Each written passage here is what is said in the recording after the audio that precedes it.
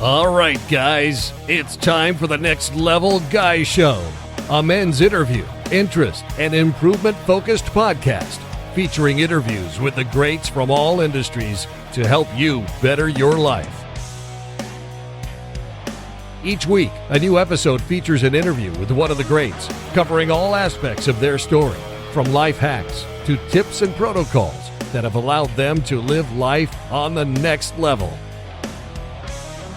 We then highlight concrete action steps that you can use to improve your life. And now, your host, Ian Dawson Mackay.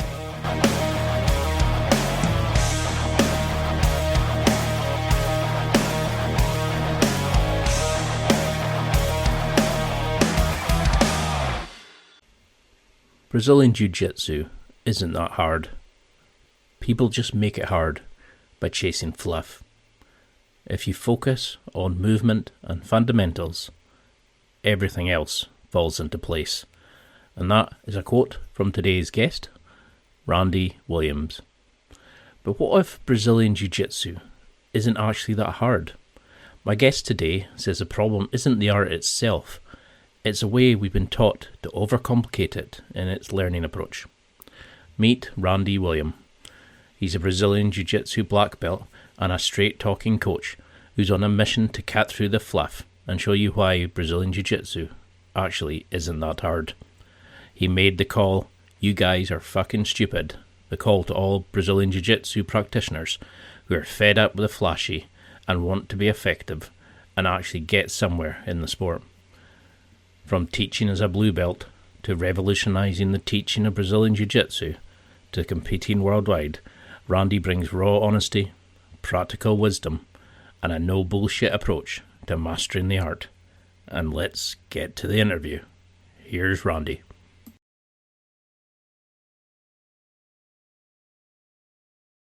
Thank you so much for coming on the show. It's a dream because I generally have followed you for so long now. But your bio proudly states BJJ isn't that hard. In a world of where people make it hard, what do we do? How do we overcomplicate jiu-jitsu? Excuse me. I think most of the overcomplication comes from two main things.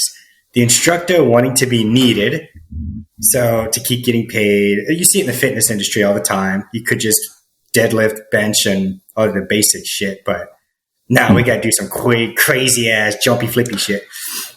And the other is insecurity and lack of confidence on the athlete's part. When you've never played a sport and you come into a gym that you see a bunch of shredded dudes, let's just say we have a bunch of shredded dudes, it can be intimidating, and I do understand that. But it really comes down to just, do you think you can do it? And is your instructor making it simple enough so you believe you can do it? It makes a lot of sense because when you first start, it's all this kind of, you see people doing this fancy flips and transition, and you're like, what? I have no idea what I'm doing because it's so out of the norm of what we normally do in life. To suddenly have your personal space invaded by this big sweaty guy in pajamas on top of you, you're like, oh, how did you get into jiu-jitsu? Was there a defining moment that kind of made you think, I need to try this sport? So, no, actually. I was a high school lacrosse and soccer goalkeeper. I was highly aggressive as it was. I was the goalie that would just attack the ball. I had no fear of my own safety. You're a traditional goalie then. Yeah, I was nuts, dude. That was nuts. But I was really good. I was All-American. After a year of playing it, I got to a point where my aggression got the best of me. I got red carded a couple times, and I was in the U.S. There's a truancy court for athletics in school, and I got in a lot of trouble because I was just an asshole. I'm not going to lie there. And I started dating this girl, my son's mother, and I was going to her house for this. I think it was like the second or third time, and her dad was like, "Hey, you want to help? You want to make some money?" I'm like, yeah, of course I want to make some money. So we're like moving stones in his backyard and for like a border around his pool. So it wasn't really fun, but money. And then he was like, do you wrestle? I'm like, no. want to wrestle? Like, sure, I guess. And I was like, I'm athletic. I thought I was athletic as 125 pounds, and he was just a 45-year-old dude. So I shot and tried to take him down, and then he pulled guard and triangle choked me and sprained my thumb because my hand was in there. And I was like, that was fucking gay. I need to know how to do that so that shit never happens again. I was so mad. And then I started in his basement. He had old Craig Kukluk tapes. He was a blue belt under Henzo. And that was the beginning of the end for me with jiu-jitsu. Why? Once it sucks you in, you've got no chance. You're stuck. Oh, dude, I knew that. I make the joke, the darker my belt got, the more egotistical I got. Because it's like, what are you going to do? Beat me up now? Come on, old man. Because I heard you say in an interview that you played 3 sports. So it was lacrosse, football, and what was the other one? Basketball. So you were pretty much an all-rounder. I mean, you were all-American. So do you think that's what made... basketball. I wasn't very good at that one. No, but we don't need to talk about that. We need to just get, the top 2, like, you know. So, do you think the fact that you trained in a lot of that sports, it gave you that cross training, and that way it made you a better teacher because you could actually understand the mechanics rather than just the techniques? I think so completely. I don't know how much you know. Well, you call it football. You probably know more about soccer than I do. I don't even watch it. But if you watch the way they do lunges and the way they pass and use their feet, that's how my passing is in jiu-jitsu. It's no different. I do a lot of footwork, the same things, right? Because all sports in this end are just hip movement, all of them. I don't think there's an exception to that rule, honestly. It's just learning how to open and close your hips, hip extension, hip compression, and with jiu-jitsu, just add some front rolls and call it a day. But it sounds like every warm-up I've ever done in jiu-jitsu at the minute, like... Exactly. It's unfortunate no one does warm-ups anymore. They think it's boring. Well, unless you're now, was it in the Globetrotter ones, or no, the one where it's like you have to levitate and all that kind of stuff, and it's like you see some of these affiliates and you're like, what the hell is happening? I started in Gracie Barra, and you had to like bow to the Gracies. You stepped on and off the mat. You had to call each other professor, and you were like a pupil, and you had to sign a card if you're a bad boy, and all this kind of nonsense. And I just thought, there's a lot of it. Was that why you moved originally? You just found that restrictions from your initial teaching at the Gracies to moving across, or was there something else? Because your wife's in the military, so you moved, wasn't it? Yeah. So let's go back a half a step here. I started jiu-jitsu in more of an American style anyway. I never, at first, like first year, we were under like a Pedro Sauer affiliate, but it's not like you ever went there. It was just, it just is what it was at that time. Yeah. And we didn't bow and do all that stuff. There wasn't even jiu-jitsu. It was just MMA when I started. And then that gym went under my current professor, and he was a little more traditional, but he was still, his traditionalism was more about safety. Like, he picked our partners for us. We lined up by rank. We bowed to each other, bowed to the mat. That was important. It's still important to me, bow to your training situation. But we never bowed to pictures on the wall or anything like that. Everything was about mutual respect with my professor. And he's an old school Brazilian guy. I've got a guy like that just now, and you come into his place and he's just like, call me Marcus. You know, just like, he doesn't want any pumps there. It's like, we're all here to learn. We're all here to have fun. It's, just, we're not better or anything. We're just learning a sport. And it's actually an amazing place to learn. But how did you find, because you've talked in another interview, I can't remember the name of the podcast, but you talked about growing up in foster care, that you had some anger, you had some ego, that you lived in the gym for a while and that, but you said that the sport really helped you find yourself. How do you think that helped you channel your pangs of growing up into becoming the awesome guy that you are now? A lot of it was, I live a lot of my life by like stupid quotes that somebody told me, like do it right or do it twice, kind of things like that, right?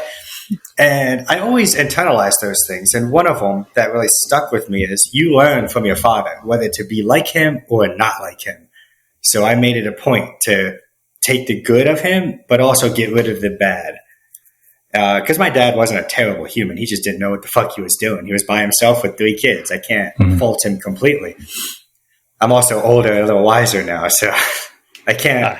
That's the most important part, isn't it? It's like, I was an angry little bastard for a while, man. Even up until, I would argue until I was like a brown belt, new black belt, I just had to always win. Everything had to be proving a point.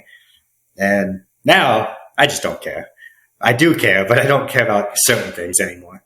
And do you think that it helps you cut through the bullshit in it, that, you know, you now see the sport for the enjoyment of it? It's not about the ego winning. It's about the taking part.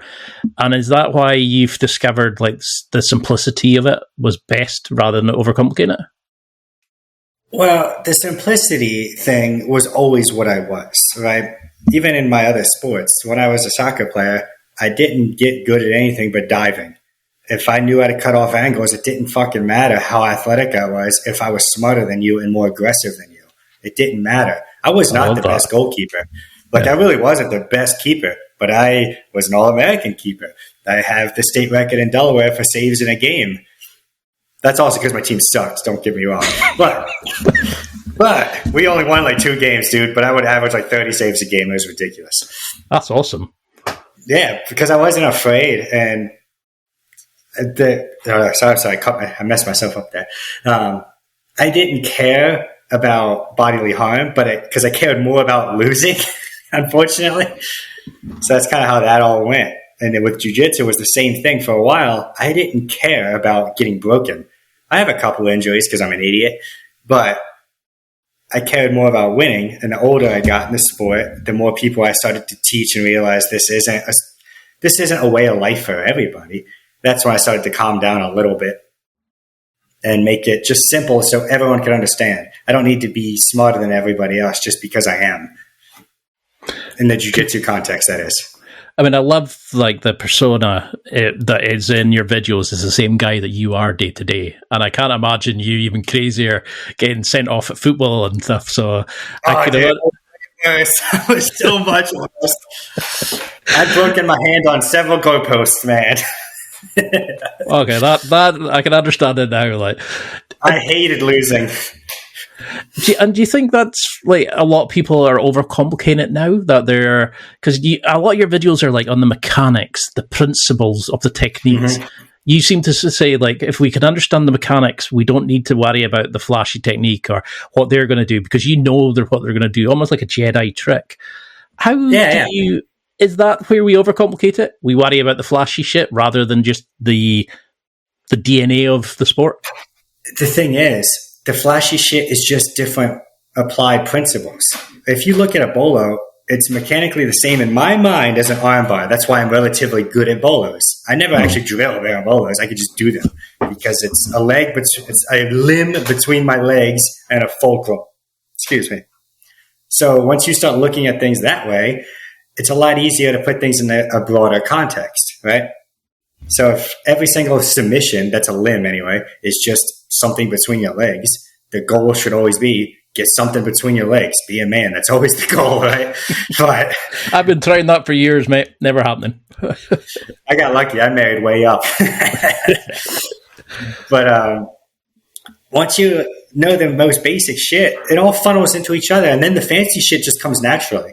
Like if you watch me roll, I'll spend the first couple of minutes just being an asshole, just flipping and doing all kinds of dumb shit. And then the last half, I'm like, okay, time to be disciplined now and actually practice because everything ends up just being the same.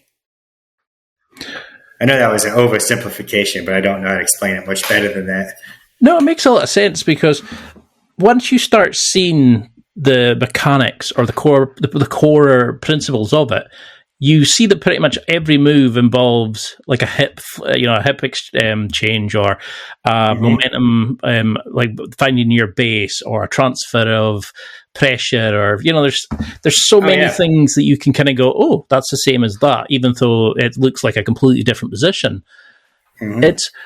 And what's the current setup? Is it your wife that's in the military and you were a former police officer, or? Oh, no. I've always been kind of a loser, essentially. I'd never had a real job.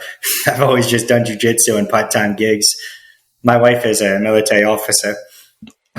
And has any of that sort of rubbed, because I was quite interested in, because you've travelled around with her, has any of the military side of things passed over to you? Like, do you see any of the habits that she instills, or would that defeat the black belt randiness of your job? So my wife loves what I do. She thinks it's more just hilarious, but because she doesn't like the idea of grappling me. She just doesn't. That's not her deal. She's not a fan of the actual sport. She's she works HR. She's like a singer. She's very gentle. But the military stuff, the habits, she's not as disciplined as I am at all. And that's fine and dandy. She doesn't have to be, because I do everything for her. I cook all her food. I do everything I can, because that's how I keep myself sane, dude. Like, I gotta always be doing something. She comes home and is just a wife and a mom. That's her job. And make money, I guess. Yeah, that too. But I love that. I love that you've got your principles. That I know I treat my partner right. I'm a good father. I'm doing this. I'm giving out to the jiu-jitsu community. But you're also a loving husband, loving husband, father, and you're not one of these people who just takes over the sport and thinks, yeah, that's it. I'm the best because I can do jiu-jitsu. You realize there's other facets of being a man. Oh, it does. It took me a while to learn that, dude. I've had failed relationships. I've messed up a lot because a specific one that still eats at me a little bit. I got over it, but every once in a while. There was a training class I wanted to go to. I had something on my mind I wanted to try, but it was the same night that, like, Santa on the fire truck was coming to see all the kids in our town. I was like, yeah, I got to go to jiu-jitsu.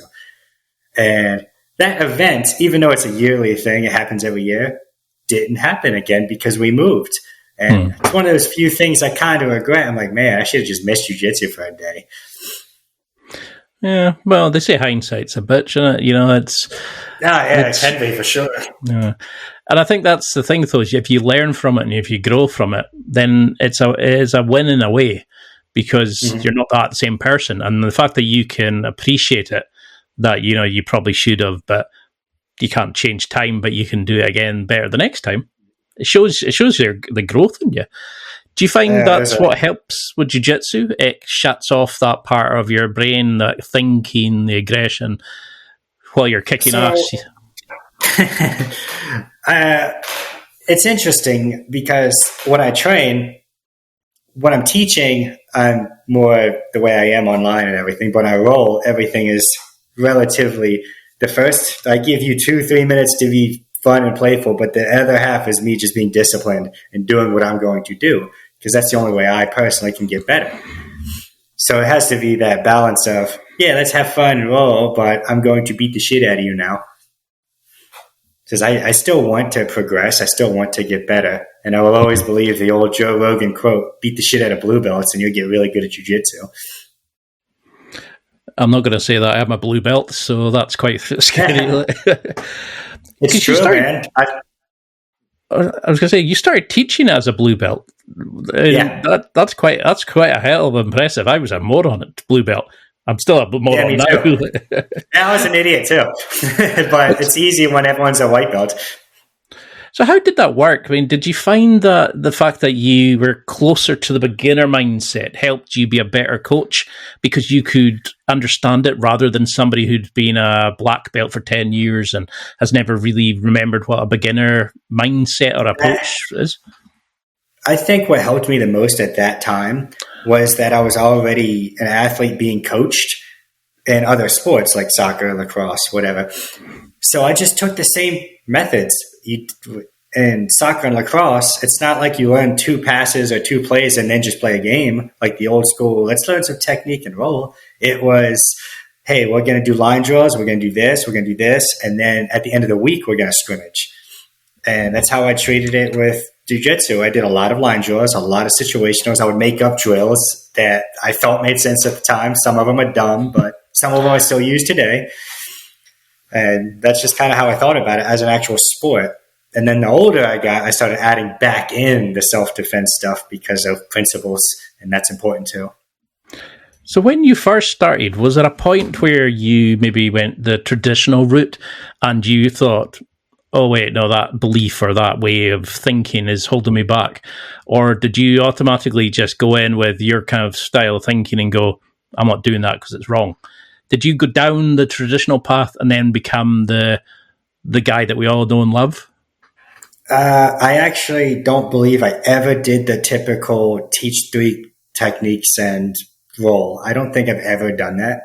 I might have, don't get me wrong. Maybe in the first couple classes. I don't honestly remember my first time teaching. But I would do what my professor does. He would teach a single technique and then be like, all right, see you next month. And you're like, wait, what?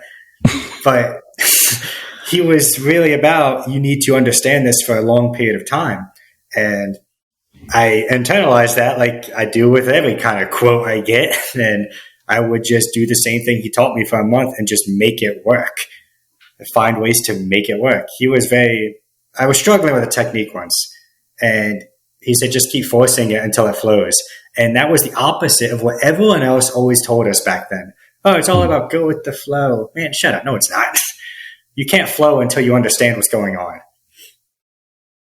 No, it's a great point, because how often do you see these other gyms where they'll go, we have a 16-week revolving program, and you think, oh, that sounds okay. And then you're only spending like one session on this particular movement, and you never see it again and then they change the program later on, and you're like, so do we not do that again? And your brain kind of goes, I'm just getting the hang of that. And I'm like, what the I tried to be in the middle of the old school guys and these fucking dumbasses of today, because old school guys, 3 techniques, roll.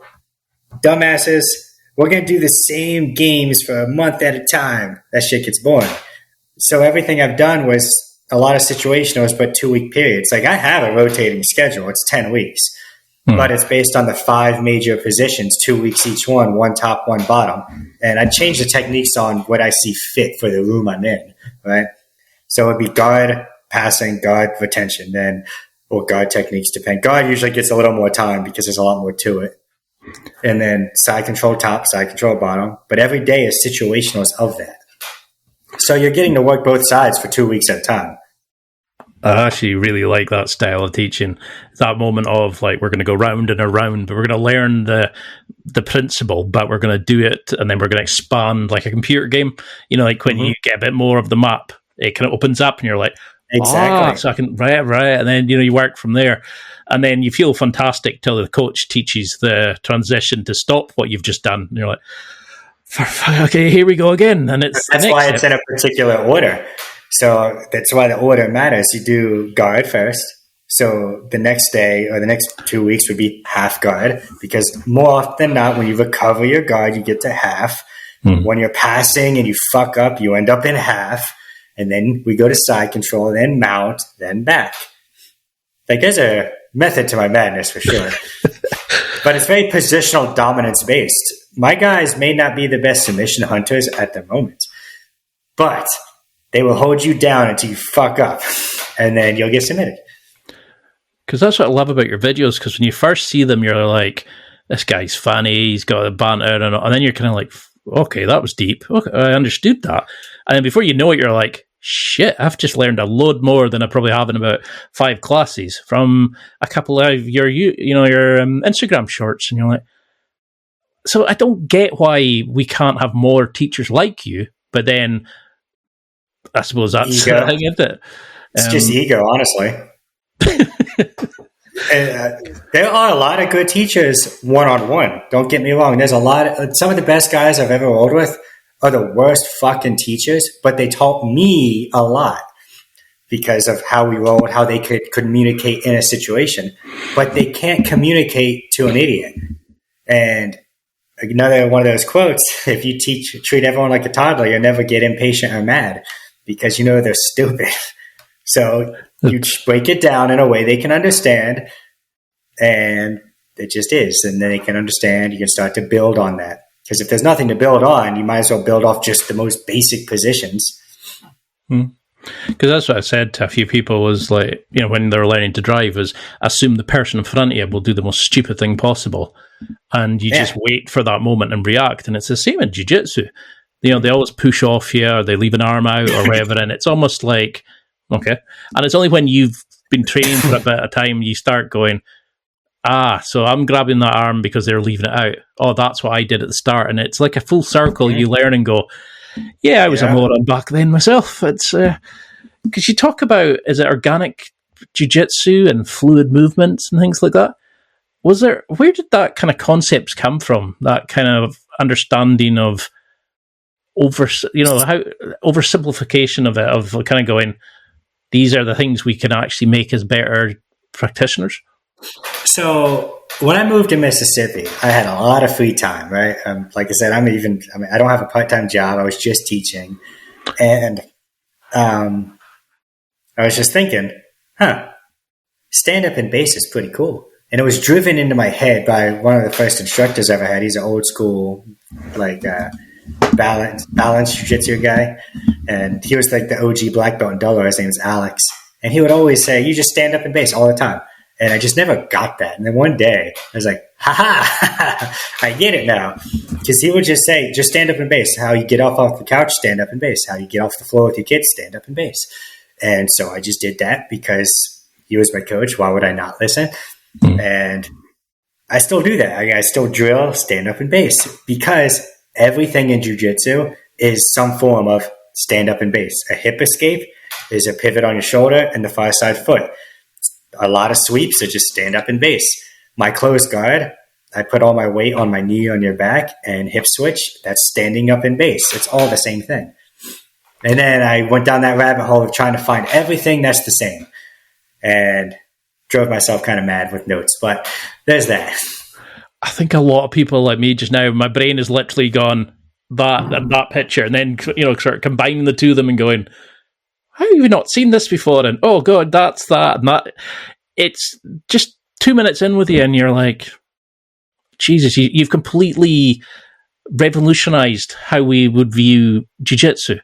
I think a lot of people, white belts, should watch your stuff, because you teach the stuff that we no longer get anymore, because they're all talking about their branding. All these gyms want to focus on, we're different, we're unique, we're special. You just brought up a great point. I don't want to be a hater, but Chris Bones saying, I didn't learn this my first 20 years. How? Because back then, this is how I was taught. I'm not trying to reinvent the wheel. Yeah. When I see instructors out of these old heads, which is great. I love the old school generation. I fit more in with them than I do the new one, I think. I think I'm a nice balance, per se. Anyway, sorry. I don't understand how they don't know self-defense. How can you be doing jiu-jitsu 20 years and not know the self-defense aspect? How can you not understand weight distribution?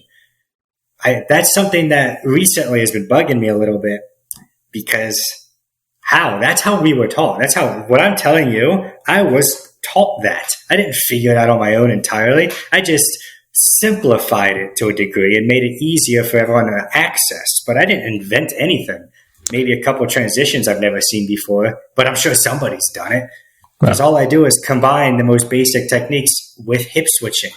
So instead of armbar to triangle, I do armbar to omoplata, because it's an easier, faster, quicker hip switch. And the shorter your transitions, the less places the technique can break down. And omoplatas are cool. So that's kind of how I think about everything. Efficiency, weight distribution principles, and find the best way to do it. And that's relative to you, because your best way is not going to be my best way. We're different bodies. Yeah, I'm also a lot fatter. I do a lot of pressure passing. So do I. For me. Pressure is great, man. But again, I've got no choice. There's just a lot of me to go round. It's like Michelin, man. Yeah. That brings me up to the efficiency is relative, and people don't want to understand that. Most professors will teach you their way and say it's the most efficient way, and it's not. I cannot teach you my passing style because you will get exhausted. But you have weight on me. It's efficient for you to just pin my fucking hips and hold me there until I blow my load and get tired. No, because that's how I actually started getting good at it, because I was kind of like, oh, Why am I doing what all these fit young guys who are doing cartwheels and standing on their head can do when I would like collapse the structural wall if I did it against the wall? So why am I trying to be them, and why not be myself? And because there was a lot of stuff I learned from your stuff going, why was I never showed that in my last gym? And then I realized it's maybe the coach didn't know himself. Maybe he was only allowed to coach certain movements. Maybe he'd been having a beginner for so long that just showing move A to move B to move C to sub D, maybe not subbing to D. You get to that point where people are going, okay, but what do we do in between? And they've forgotten how to be a coach because they've never really thought about it. They've gone through the motions so often. So, I mean, there's thousands. That's a big thing of it. Going through the motions, man. Everyone loses discipline. I have moments of losing discipline. But I say the biggest quitters in jiu-jitsu are blue belts and black belts. Blue belts physically quit. Black belts mentally check out. They're like, fuck it, I made it. I'm the leader of the room now. I can do whatever. And that's fine and dandy if you don't really care about getting better, but you won't get better. And that coasting is a detriment to your students. And I think that goes back to, I've been teaching basically my whole adult life, beginners, white and blue belts. I rarely have had high-level training partners. I just would stay disciplined because I could submit a blue belt 30 times if I really wanted to. But that's a waste of time for both of us. Yeah. Truly controlling that person's movement, that's the art form I want to chase now. Because anybody can submit anybody on any day, but to truly control somebody to the point of they give up is pretty cool.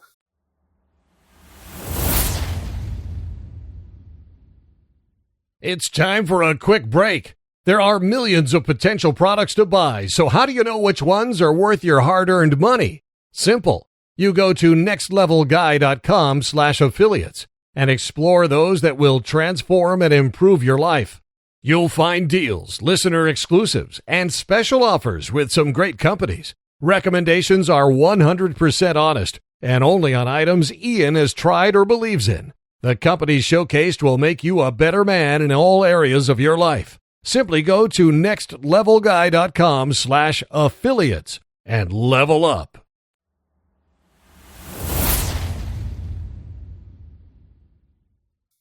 I think that takes far more skill.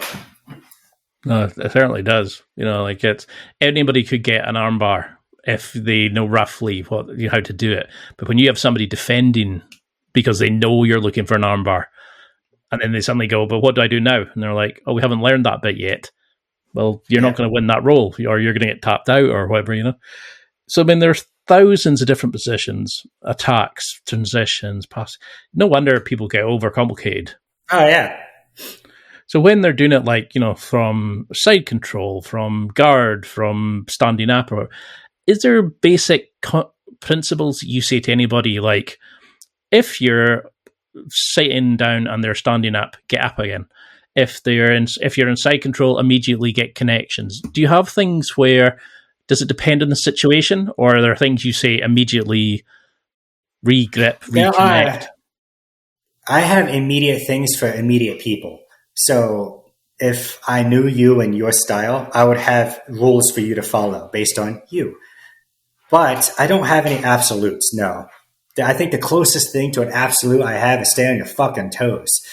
Like, dude, if you can't stay on your toes, it's a problem.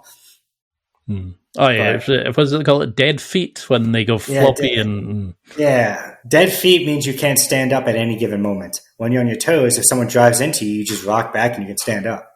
You should always have live toes. So is that the sort of thing that you see that is hurting a lot of students? They don't even get basic information like keep on your toes, that they just allow them to just try the movements without correcting the exactly. The it's going through the motions. So again, the new age guys want to say drilling is outdated and it sucks. It does when you do it wrong.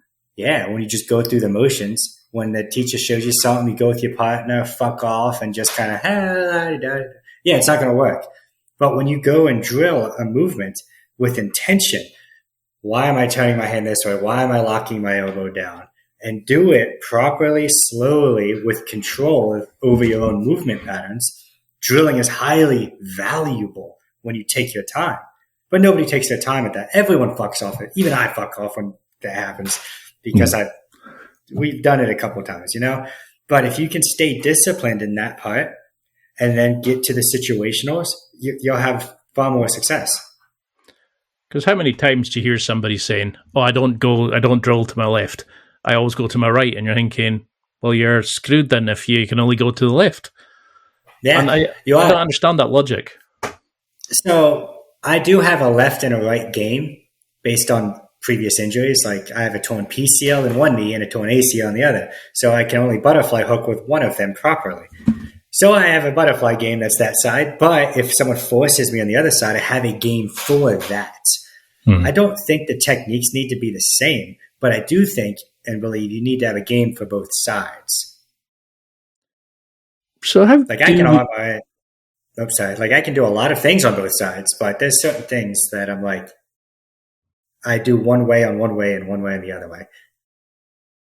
Aye, but see, the fact that you've got a black belt also helps. You can figure it out as we go. I tend to just sit there and go, what the hell do you do again? You go from here. Because we were always taught move A, move B, move C. No one taught us how to actually go from that to that, or what to do if they stop that bit, or how they transition from this. It was always, here's the fancy stuff, here's the thing that the flavor of the day. And, the jiu-jitsu culture's got a lot of fluff, a lot of bullshit. How do we work out between the fluff and the fancy stuff to actually looking and going, that's what we need to focus on? Is there a way we can gauge if we're looking on YouTube or instructionals what's valid to take? That's an interesting one. Give me a second here. I would watch competition and what actually works at the highest levels. And if you notice, the greatest grapplers, Marcelo, Hajo, Gordon, I would even put Adam Wodzeski up there at the moment, are all surprisingly simple grapplers. They're all systemized, and that's why they win. It's consistent, simple effort over long periods of time. And that's all it really is. When you watch people like them, they all follow the same old school Gracie approach of make your opponent tired, capitalize on it. Wear them out, capitalize on it. Adam, he was 35 in the adult division. That's pretty old. And people were faster. He just wear them out. When they would try to take his back, get his cool sit-up sweeps, butterfly sweeps, wear them out on top, submit them from out. That's what Hajo did. That's what Gordon does with his camping. Everyone does that are really good. They follow no matter who you are, the goal in the end is the same. Make the other person tired enough that you can submit them. And if nobody gets tired, generally the person on top is going to win. And that rule doesn't really change no matter what format you're doing. What rule set, sorry. Well, I've had Hodger and Bernardo Ferrara on, and they said similar, was, why would I play to defend their strengths? I'm just going to focus on the moves I know, transition, they're going to get connection, they're going to slowly just build their way through. They're not going to overcomplicate it. They're just going to cook the person to the point where they just have to go.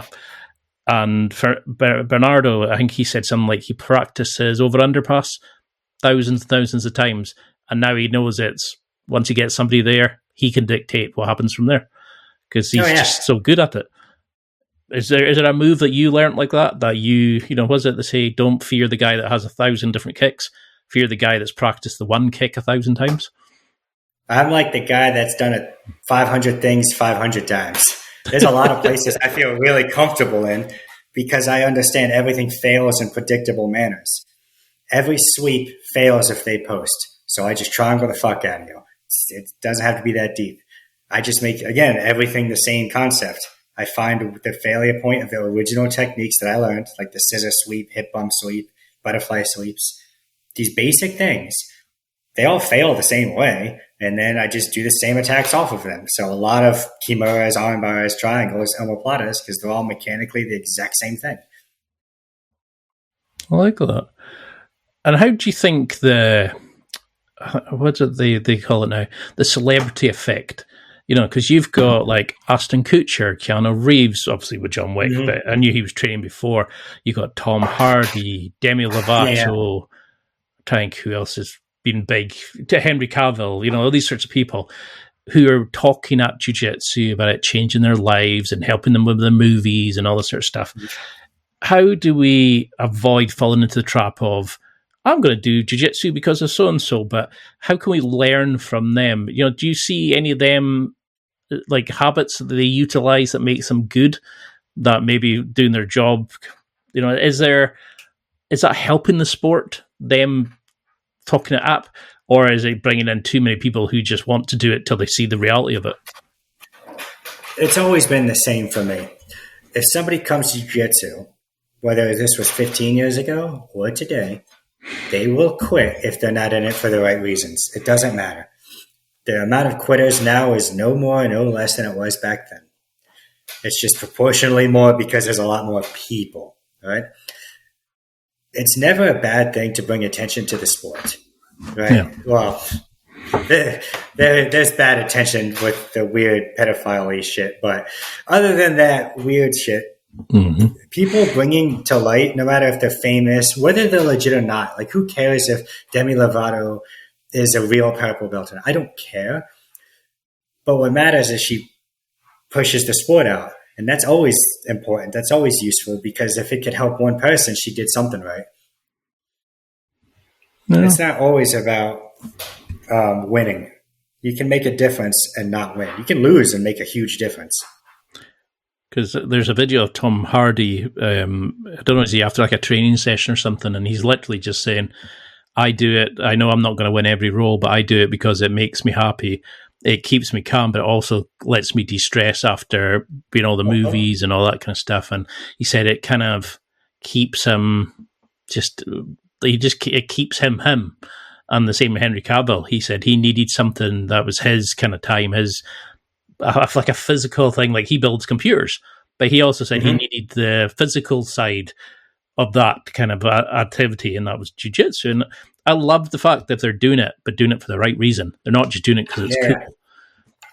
But for anybody who is struggling, you've seen hundreds of students come and go. What separates those that leave? Is it, like you're saying, the wrong reasons? How can they find their way back? I mean, I've been off with a shoulder injury, like I've got a shoulder impingement just now, and I'm feeling a bit kind of, shit, I don't know how to go back. I don't know how to train again. How if we're feeling lost, or we are wanting to start but do it rightly, how can we refine the passion for the sport? So that's an interesting question, because I get it a lot. How do you stay the way you are? I not once ever thought I was going to quit. I never stopped. No matter how injured I was, I at least was in the gym. And maybe that's because I'm crazy. I don't really know. But I never once thought this wasn't for me. And I was not the most supported person. My original community did not like me. I was an asshole. I rolled hard. I was spazzy. It is what it is. But not once have I wanted to quit. But what I've noticed, the people who stick around the longest are the people who need a purpose in life. Or the opposite, they have nothing else better to do. Like the older guys who are doctors and shit, they're like, crap, they need to still feel manly. I don't know a simpler way to put that. Yeah. Every nerd at some point needs to feel like a man. And what's more manly than controlling somebody? Like, I don't know if that's politically correct to say or not, but you look at the biggest nerds in the world who do this sport, they're confident, happy, but you take that same person, that magic playing nerd, and take away jiu-jitsu, and he's a loser. It's more of a self-confidence thing than anything. I think everyone should learn how to find something that makes them feel like they are awesome. And jiu-jitsu just does that for me and a lot of other people. Yeah, I suppose, because if you think of it, back in the day as a kid, some of the best days you had were rough and tumble with your friends and rolling and throwing each other about. But you never cared about who won or who lost in the end. It was just about the physicalness of it, the connection, the physical exertion of it. And I think as that's been taken out of modern day life, you barely get to sit next to each other on a bus and somebody's you're invading my personal space and all this kind of shit. Exactly. And you're like, it's sad the way society's gone now. Do you think it's interesting? Would you want more people doing jiu-jitsu for that reason?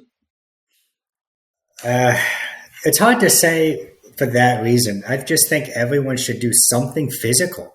I don't even care if you do CrossFit, dude. Like something. How can you, I'm just going to use me and you as examples, be a man and not do something physical to take care of yourself so you can take care of others? I just don't understand. That's always been kind of ingrained into me, just I guess by life. No one really told me to be that way. Just I noticed it throughout life. The people who didn't have good father figures or good men in their life or stronger men tended to fail at what they were trying to do.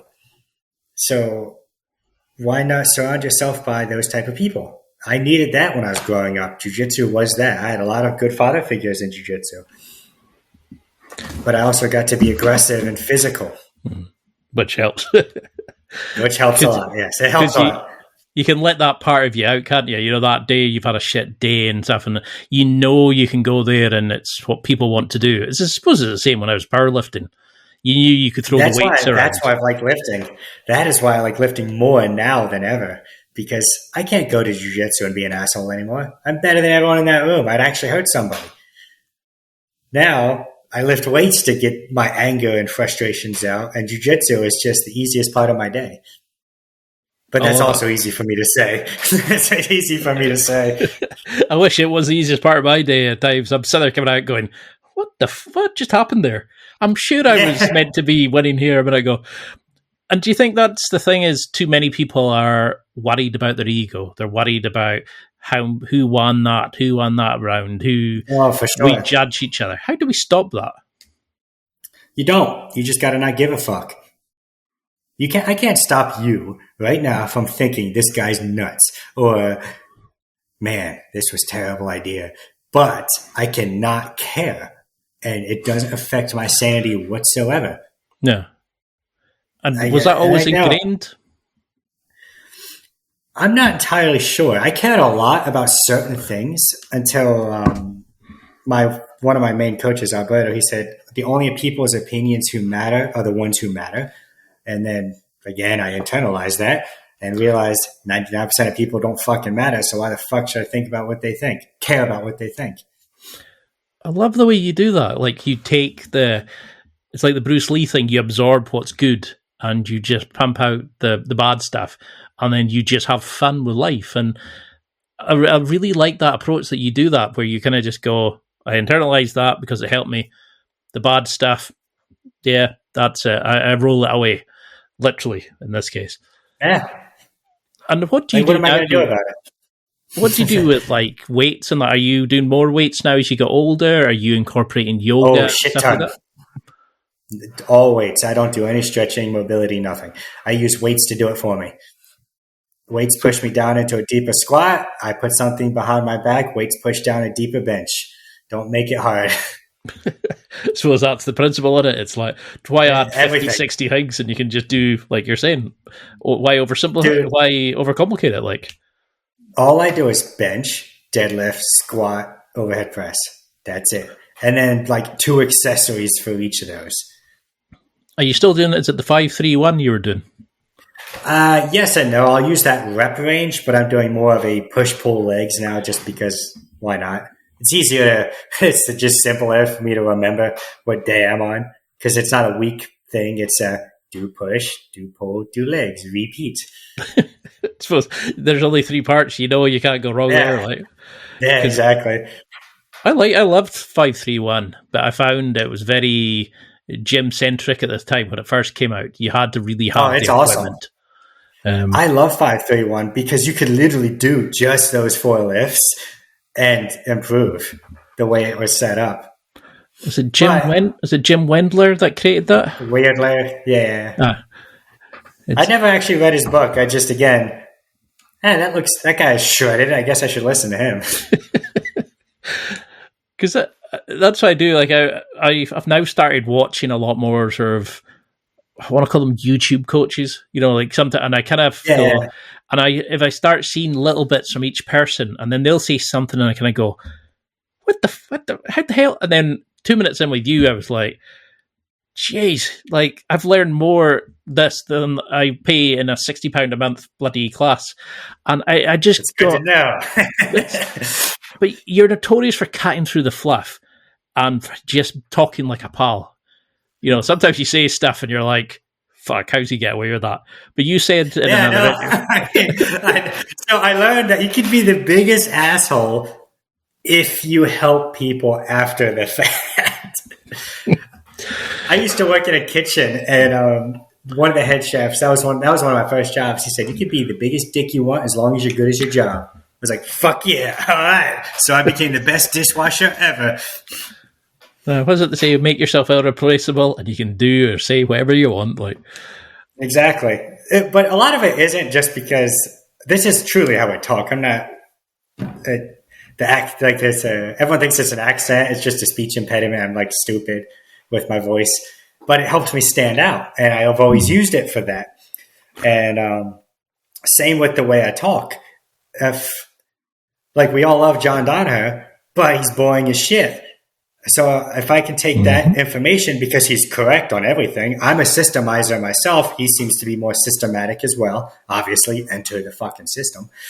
And if I tell you, hey, stupid, grab the fucking collar here, you're going to listen, or at least you'll remember it, even though you'll be pissed off for a second. Versus, now let's pronate your hand, enter your 4 digits into his lapel, and then say some Japanese shit. But no, it's just too fucking much. Just the 4 words or less should be all you need.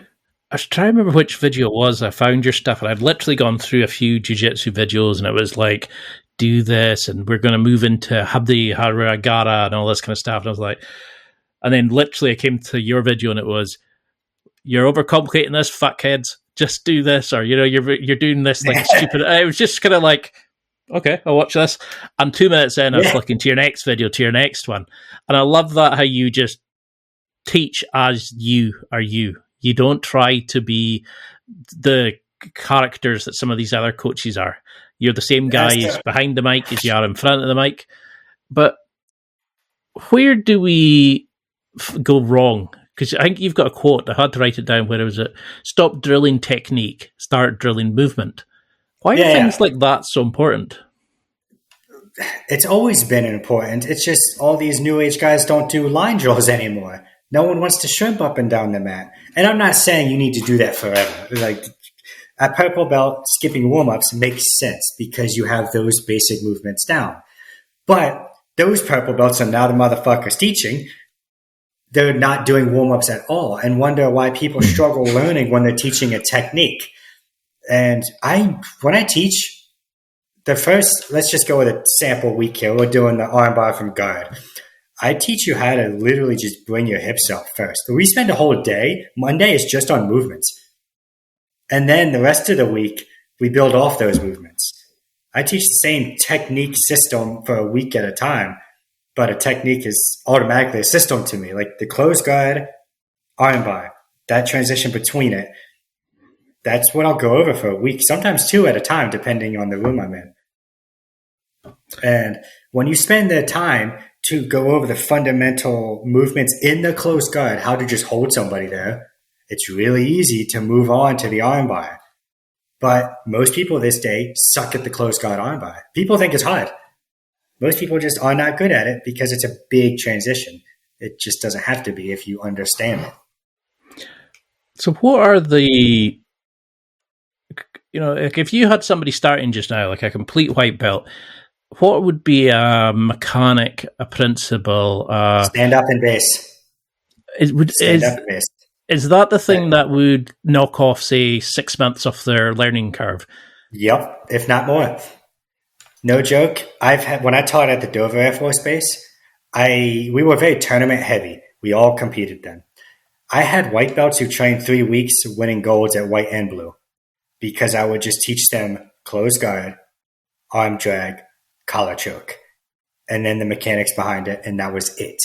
Now, they would lose if somebody passed their guard. Don't get me wrong. It wasn't like foolproof. No. But it would set their confidence up. Like I said, confidence is almost everything in the sport. If you think you can, you can. And they thought and knew they could beat people in a tournament setting. So why couldn't they pass the guard? Why couldn't they learn other things? So I found the simplest way in my mind to win a tournament. That was pull guard, do a fucking arm drag, and a bow and arrow choke. I learned that when I was a blue belt. I've won tons of matches with it. So that's what I did. And then we built a system off of that. What if they defend the choke? Pull it, do a triangle. Their hands are up. They're fucking dumb. Cool, you win. It's predictable. And that I would teach concept through system versus the other way around. A lot of people teach concepts first. And if you have nothing to relate a concept to, you're not going to fucking understand it. So I would teach a system and then the concepts through the system. And then we'd add techniques once you understood what a technique was. Sorry, that was a long-winded one. No worries. You need oxygen it's like jiu-jitsu. You need oxygen to survive. Yeah, I'm like, oh shit. I do rant a lot. I'm so sorry. I mean, is that why we get to the point where I could be, drilling with somebody and they could go, okay, I pull my leg up here and I sit here and, but they don't know the nuances of how to actually grip or pull on that because they don't get taught, like you're saying, they don't get taught the concepts. They just get taught the move. So they don't know how to piece it together. I agree. They just don't. And that's not entirely their fault. I had to figure a lot of this out on my own. Don't get me wrong. Like I said, I only got to study my professor once a month and even less sometimes. And I was on my own teaching for the most part since late blue belt. So until I was a black belt, I didn't have another black belt to train with. Like moving here was the first time I had a black belt to consistently train and nitpick me because Jay, the guy I trained with, is a Rob Kahn black belt. And he's very conceptual to a point of annoyance. Like he talks a lot. We're similar, so we butt heads a lot. And it's fun. I've had Rob Berenaki. Rob Kahn. Oh, Rob Kahn. He's Hoist Gracie's first American black belt. He might be Hoist Gracie's first black belt. I'm pretty sure it's first black belt. I think that's amazing because like I remember gyms where I would come out and I was rolling with a blue belt from standing, and he said to me, "How'd you pull guard?" He had never pulled guard, and I thought, "How was he a blue belt?" Like. And I was thinking he didn't know how to go from his feet. He'd only ever rolled from his knees. He had never had been allowed to figure that out or be shown how to do it. And I thought, this is scary because there's a whole part of that game then that he's not been taught or allowed to. Exactly. I think a lot of it comes down to mistranslation of the old school guys, right?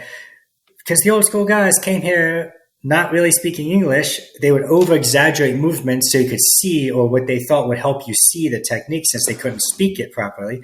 So if you look at a lot of old school Americans and their technique, it's very exaggerated, right?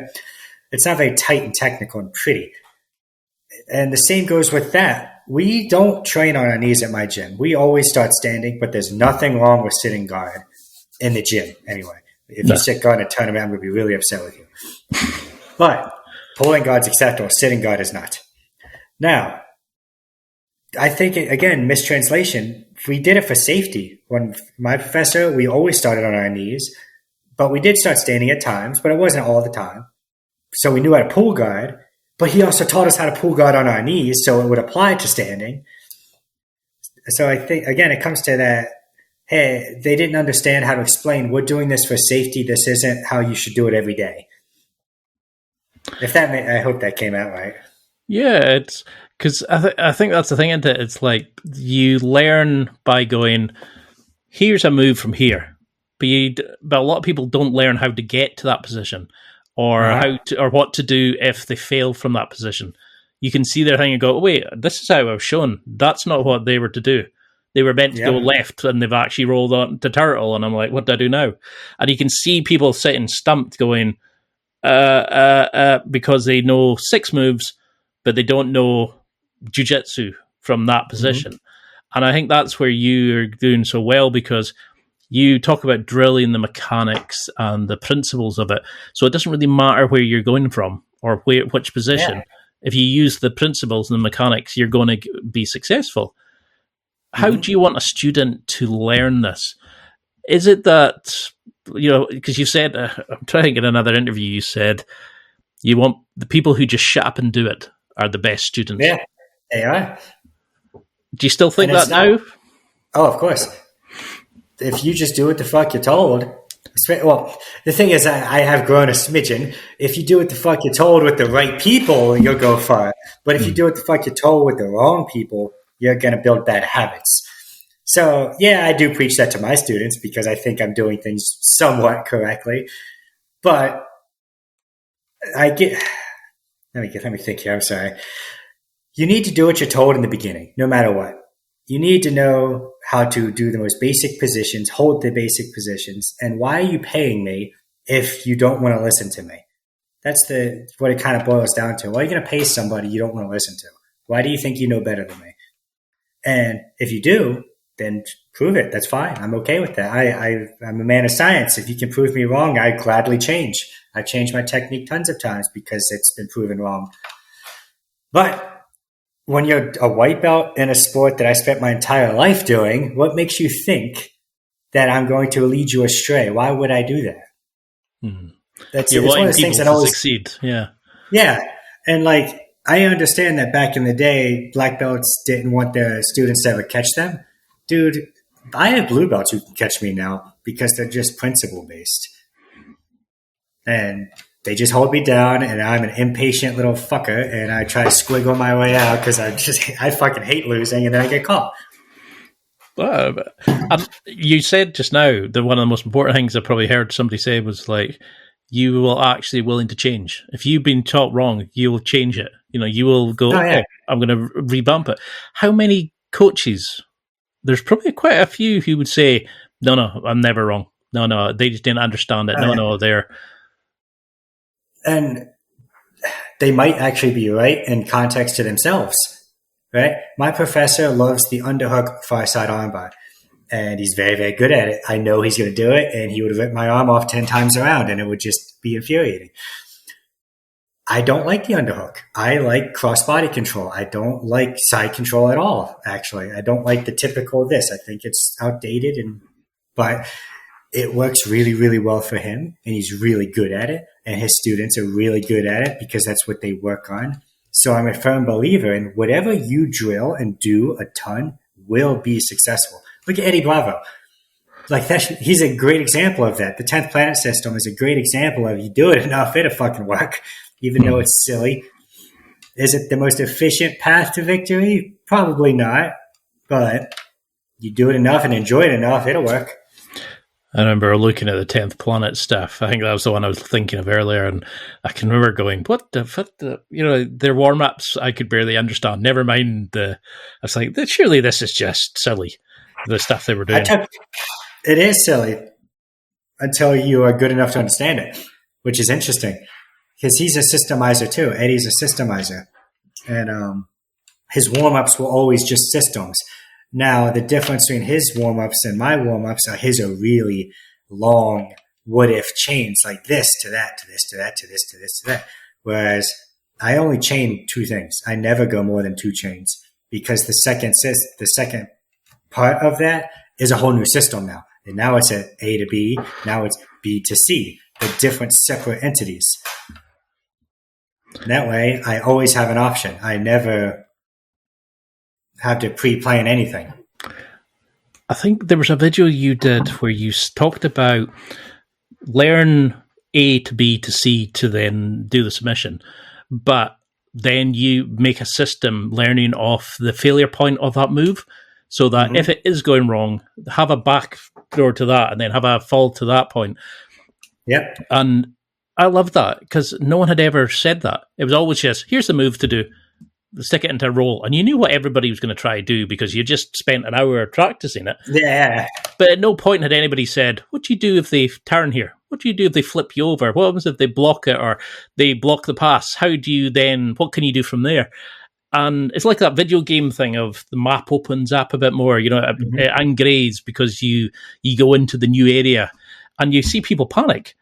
How do we get to that point then? How do we learn to build that system off the failures of what the opponents do on ourselves? Recognize major positions, mount, back, side control, all of those. You know what those are because everything will funnel to them naturally by default. It's not really a choice. And then like an armbar is a position to me. Submissions are positions. All right. Once you put that in that terms, it makes it a lot easier to see in your mind. And you have to learn the failure points in the transition because that's where things fail. When you're just holding somebody in side control, you usually don't fail. It's when you're going to mount. They catch you in half guard, right? Now, if I'm going to mount and I know he's going to catch me in half guard, I could just do a front roll and take his back, right? Like there's that cool little G-roll shit. That's what I mean by the failure points. You start to know where they are because you've failed so many times, and then you pick the ones that are the most common. Like, yeah, sometimes you might fail in some crazy-ass way where they're somehow on your back. I don't drill for those situations because it's like the 0.1% chance. I drill for the guy who's going to catch my foot in half guard because that's what 99.9% of people will do. Now, do I get caught in stupid shit? Of course, because of that mentality. Yeah. But I don't get caught very often because of that mentality. I love your disciplined in this. Yeah. I love your way of looking at this. It's like, you kind of pull the different parts of you. It's the fun, the abrasive side, and then the kind of like, I'm going to be controlled, and then you merge them together into a system that works for you. Because you talked in another video about how you don't drill the movement. You drill, where is it? I had to write out. You drill the mechanics that apply to the techniques. Can you go into a little bit about that, about how that's different than the traditional way of doing it? Most people learn a technique in isolation or they learn a system in isolation. So when they go to roll, they don't have the coordination to actually do it. And I thought when we used to play soccer, anybody can kick a fucking ball, but it's the people who practice the same step and the same mechanics over and over that could place the ball. And that's just what I do. I saw that an armbar is just a sit out, like the far side armbar is just a sit out. So I went home and learned how to get coordinated in that movement. I would practice it over and over and over until I couldn't mess up. And then I would keep practicing it until I could do it in slow-mo. And then I would keep doing it until I could do it forward, backwards, and inverted. And then when I would go to learn a technique that had that mechanic, it was just really easy to fucking learn because all I had to do was add a grip or two and then I could just do it. I spent a lot of time solo drilling because that was the only option I had. I didn't have training partners at home. And is that why you talk about we need to know the why to a move rather than just the how to do the move? You need to understand the why because it lets you understand it and be able to apply it from the different principles and the different mechanics. So it doesn't matter where you are, if they're pushing or they're connecting or, I think you had a great video where you were talking to a wrestler who they said, you're just coming in to get connections and you're not blocking their feet and their feet are there to connect and their hands are only being used to defend their feet to get until the opponent gets connections. And you explained it beautifully about how actually will you take the feet away? Why would you go in and let them get connections? Why would you not, elevate their feet? Why would you not do? And it was that moment of, it's this like light bulb after light bulb with your videos. We pick up so many nuances and go, you can see people going, fuck, why are we doing that? And it's because we're always taught the same way because everybody goes the same way. And that's why I think you're an awesome coach. How do you teach people that? How do you simplify complex information down to that, here's the ground, the DNA, the balls to the wall stuff that you need? You let them fail. You just let them fuck up. And then when they're like, why the fuck is this working? Then I call them an idiot and show them how to do it. You have to let people fail. A lot of coaches will try to teach a technique, even if it's really well done with all the details, in a way that prevents failure, right? they'll teach this most immaculate, detailed armbar from guard, and all the what-ifs while they're teaching, which one, you should never answer what-if questions while you're teaching a technique ever. That's just a waste of time because they haven't experienced anything yet. And then they let them drill and roll. The issue comes is they're getting this failure when you say, this shouldn't fail here because you did this, this, and this. Well, it's going to because you suck. It's going to fail, and you need to know how to feel and understand that failure and build off of it. A lot of people don't teach how to fail properly. I don't think I've ever been...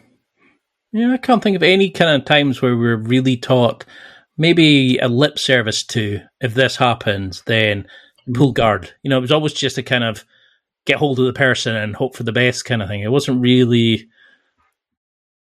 I suppose that's the thing in jiu-jitsu, isn't it? It's that ego thing of, I'll never fail. No one's willing to admit they're going to screw up. Even if you listen to the best guys talk on interviews, most of them talk about how much they fail in class. Like even Craig Jones, you look at, who's the other one? He's like, I get tapped in class every day. I'm like, that's awesome. That's what you should be doing because you're not learning unless you're getting caught. Oh, is that Rodriguez? It might have been, yeah. It might have been. I don't know all the names. I actually don't keep up like I'm supposed to. I kind of stay in my own bubble. I stay in my own bubble most of the time. If you're not getting tapped, if you're the best in the room, you're in the wrong room. I suppose it's not if you're the coach, but yeah, but it's just like lifting, right? When a certain lift gets too heavy, right? That you're not getting stimulus in your biceps, then you just isolate the bicep and then use a lighter weight so you don't break your arm off. I do the same thing all the time. I just make it harder on myself with isolation. So I let people get chest-to-chest side control on me all of the time because I think side control is hilarious to escape. So I just go there all the time. And that's how I get better. You can make a white belt feel like a purple belt real quick if you teach them positional dominance and put yourself in those positions. That's how I grew as a coach and athlete. Like I told you before, I never had more than a blue belt in my classes until recently. And I got my black belt in 8.5 years. You don't need fucking purple belts, brown, black belts to train with. You just need good guidance, discipline, and mostly discipline. Like, yeah, I could submit a white belt any time I wanted at that time, but it didn't make you better. So I would teach them how to hold me down and then have them hold me down. I would teach them how to counter my arm locks, and then I would arm lock them anyway. I would give them all the answers to my problems. I would teach the opposite of what I was working on and situational it. So yeah, some of my earlier students got abused. It just is what it is at the time. They're still my students, thankfully, but they're upset. I'm a lot nicer to my students now. Probably helped them more than you'll ever know, because I think Rob Bernanke said that because they only had a few people up in his gym. So he said they learned together and he would teach them to be able to give him what for. And then he would learn from them. And then because they were seeing stuff that they would never normally get, they kind of opened up this whole new genre of jiu-jitsu for them. I don't think I ever said that before. I don't think I'll ever say genre of jiu-jitsu again. How do you approach training then? Because are you putting yourself into these uncomfortable positions to learn? Because you've said you're adding principles to your techniques. Is that what you're doing? Putting yourself in the worst situations and finding how to get out of it? I do that often with positions, but not submissions. I don't believe in submission escapes. That means you fucked up a long time ago. And it's also a longevity thing. I'm not going to let some white belt practice his armbar. Sorry, dude. But you can practice your mount and your chokes, I guess. But when it comes to escapes, you get a lot of reps of that in the beginning of your journey. And that's a good thing. But your offense ends up being lacking. So you need to just beat the shit out of blue belts to have a good offense. But then you become so offensive minded, you figure out what it's like to be on your back. So I try to balance those two things. I pay a lot of attention to the clock when I'm rolling. I give usually them a good half the round of me escaping and doing whatever I need to do to practice. And then my second half, I beat the shit out of them. I pass the guard, let them re-guard, pass the guard, let them re-guard. That's how I drill now, personally. I just keep doing what I'm going to do if I say I'm going to do it. And I tell them what I'm doing because it makes it, a little more honest, because then they feel less bad that they got their guard pass 30 times in 4 minutes. But they know I'm just practicing. I don't want them to feel any type of way because, again, whether I care about feelings or not doesn't mean other people don't. Like, I don't care how I feel. Like, I just do what I need to do to get better. But that's how I approach training now. I pick a goal for a while. Like right now it's been strictly passing, like high passing, because I don't want no one to touch my neck, and just keep doing it until I get bored, which doesn't really happen, unfortunately. So say you had somebody like myself. Say I'm going to a class and they have a particular way of doing it, like teach a couple of movements from this thing after the warm-ups. Then they have maybe a little game of something, and then they have the rolling sessions. And that's pretty much the concept. A couple of 2 or 3 things to learn, roll at the end for the class, and they kind of go through different positions. How could I take a concept like the mechanics and stuff that we've discussed and implement it into our training in a gym that's not allowed the freedom that you give your students? Do it at home. I don't know, honestly, what to tell you on that, dude. I am a big believer of take your learning in your own hands. Granted, that was a lot easier for me coming up because I honestly didn't have a teacher in the room with me. I could do whatever I wanted. I was always the teacher. But I had a friend named Austin, and he went to Gracie, like a CTC, but he wanted to get really good at leg locks, and he is very good at leg locks. They obviously don't teach that there. He took his learning in his own hands. He would just do it anyway. He just wouldn't finish. He would just get to positions and let people out so no one would get offended. But during rolling, he would just spam the same thing over and over and over and let them out and do it again. Kind of like what I do, but he wasn't allowed to. You have to take your learning in your own hands at some point. Because after blue, generally speaking, your teacher can't teach you much more. Right? And it's not because they're not good enough. It's not because you're not paying them enough or whatever common reason there be. It's because they have to cater to the masses. And when you cater to the masses, you're probably going to be teaching the same 6 things for 10 years. And if you don't take your learning in your own hands, you're going to stagnate unless you pay for privates, which I don't mind ever doing. Like I find them very valuable, but that's why I don't teach big classes. Everything I do is very 10 or less people. I'm not very good at teaching humongous rooms yet. I'm working on it. But when I teach big classes, it's always a system. And then I walk around a lot and just change. Sometimes I sound like a hypocrite. I'm like, I teach something the way I would do it or the way I've seen it done. And then walk up and say, just don't do that part. It's okay. That part sucks for some people. Like if you're fat and slow, you're not going to be able to do a fucking flying armbar, man. It just is what it is. I dread to think if I did that to somebody, I'd probably fucking break the floor landing or something. Yeah, but the principles of a flying armbar still apply to you for falling armbars and closed guard armbars. The principles are the same, just we now add or subtract attributes that we have. So the principles don't change, but the attributes do. I don't really like that concept. How would you adapt that? So say you had an older person, a fatter person, I don't know, maybe a young pap who's just started jiu-jitsu.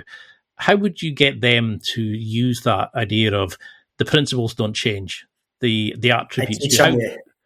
I teach them the exact same thing and watch them both fail in different ways. For example, if you're tall and long, you're going to have a hard time getting your knee back through to get to closed guard from half guard. But if you're short and stumpy, it's not so much of a big deal. So I teach them both the same thing. Watch the tall guy fail and be like, look, you ended up in a butterfly hook. Look what you can do because you are tall. And the fat guy, he's not going to be able to, he's not going to be able to crunch up into a little ball very well. But he can play he's going to be able to play a pretty good deep half guard or coyote guard. So if you teach the base position, which is traditional shitty ass half guard, I don't like crossing my feet. I don't like being super connected. But again, that's a me thing. Then you take that and adjust it right? Like it's half guard, and then I'll adjust it down for a fat guy, adjust it up for an athletic guy. There's nothing wrong with using your attributes as long as it's efficient for you. Because efficiency, again, is relative. I need to see you do videos on that. I think that's an amazing idea. So the thing is, I'm trying. It's just difficult to. A lot of my reels, I put a lot of time into thinking throughout the day how I'm going to fucking say that in less than a minute. Mm. And even still, there's a lot of stuff I want to add. So I think I'll start using YouTube a little more. I notice you do tend to use a lot more sort of IG reels and, shorts and stuff. Do you prefer doing these like little short things because it lets you just continually like do more and more? Yes, but I get to interact with people more, and I'm a stay-at-home like husband, man. I got nothing to do but gossip all day. So I get to just fuck off on the internet, and Instagram lets me do that a lot more than YouTube does. So how do you think that's changed you? Since if you look back at the Randy you were before, the fun-loving crazy guy, to the fun-loving crazy guy you are now, how do you think it's changed you? How has becoming a father changed you? How has becoming the house husband, the coach? How do you think you've changed when you look back now? And would you change any of it? I wouldn't change anything for sure, but the concepts are not different. I'm not much different than I was at 21 in terms of, like, I had my first son at 21. I was already coaching at 21. But how I approach people is different. I try to approach people a little bit better. Instead of just saying, bro, that fucking sucks immediately. I'm like, hey. Like it was, again, Austin, I'll use him because he's one of my best friends. I was a purple belt, and I just met this guy. Like, I just met him. And I just rolled with him. And he was like the top dog at his gym. And I just beat the shit out of him. I was like, bro, you fucking suck. And just walked away. And he was like, that lit a fire under me. I'm glad you did that, but Jesus Christ. That could have came about a little better than that, dude. Like, I've that's heard just you how say, it was. That's just how it was. I've heard you say in another interview where you said something like that we say stuff that should be highly offensive, but we all know it's a joke. We all we'll insult each other to our faces, but we know we love each other when it's said with when it's said with love. And I was like, I think you said something like, "Oh yeah, if I call you a fuckhead or a dick or whatever, no, it's with love." Or I was just laughing because I was thinking, I think there is that bond, that jiu-jitsu bond. How can you develop it? How do you make friends through jiu-jitsu? Because I think that's something people struggle with. That's funny you bring that up. We were talking about this the other day. I find jiu-jitsu the easiest place to make friends because it's the one place it's not fucking weird to be like, hey, you want to go get a beer? Because as a man, it's weird to walk up to another man and it'd be like, want to hang out? When you're an adult, right? It's just kind of odd when you don't have anything in common with somebody. But jiu-jitsu, the one common thing everyone has, whether it's self-defense, whether they're an idiot, whether they're good, bad, it doesn't matter. They all care about self-improvement, right? Almost all of them. Of course, there's exceptions who just show up, I guess. I don't know. I don't have any of those right now. But everyone wants the same thing. They all want to get better, and including myself. I just want to get better. By default, make you better makes me better. It's almost selfish. If you're good, that means I can get better. And that makes it really easy to make friends when you know you have the same goals. It also makes it really easy to talk shit. Like, it's fun. And do you think that's where people struggle? It's because we're so, in today's society, we're now at the point of we all have our private space. You keep yourself to yourself. You don't tell anybody. You can send dates to your house with your phone. You can order food to your house. We've forgotten how just to be a tribe. People. Oh, my God. So people may think I'm an asshole because I'll say to your face, you fucking suck. But I'll also walk up to you and tell you how much I care about you. I have never been afraid to express my emotions to another man, woman, person. It didn't fucking matter to me. Because I find that important. Self-expression is very important. And letting people know how you feel about them is important, whether good or bad. If I don't like you, I'm going to tell you I don't like you so you can decide what to do with that. I'm not going to pretend we're friends. I don't teach people I don't like. We kind of run them out the door. And it's not personal. They just don't fit in. And I have a culture I want to uphold. And it's not that we're not welcoming. We have all kinds of different backgrounds. We have people who've never done a sport. We have people who've played sports their whole life. We have all kinds of people. We have military. We have non-military, mostly military. And but no matter where you come from, you should still want that self-improvement. And if you don't have that, you probably aren't going to work in our gym. Well, it makes a lot of sense. That you're there because you're all wanting to learn the same sport and you're wanting to improve yourself. So why would you not try to find the people who are, well, it's almost like why overcomplicate it? Why not go to a place that you all like the same stuff and try and just go, well, we like this. How about we like each other and do something else? Yeah. And there's 15 other gyms in my area, dude. It's ridiculous here. I always tell people when they walk in the door, you have options. It's not personal. I understand. If you want to go check other places out, go for it. Because I'm not for everybody. I am painfully aware of that. But at the same time, I'm for a lot of people who miss the realism of the game, life. Seems like that niche is starting to get filled a little more. I love how you're sort of open and kind of just bigger of a viewpoint you have than a lot of coaches who you only hear them talk about jiu-jitsu. You incorporate a lot of life stuff into your videos as well. And, you're very you've got a lot of depth to it. And it's something that's missing a lot of in jiu-jitsu. We don't see that in everything. It's missing in everything, man. Nobody fucking looks at the deeper picture of anything anymore. And I'm not old. I don't want to pretend to be some wise old sage. I'm 33, dude. I've just been through a lot. And I would take those shitty situations and just try to learn from them versus let it define me.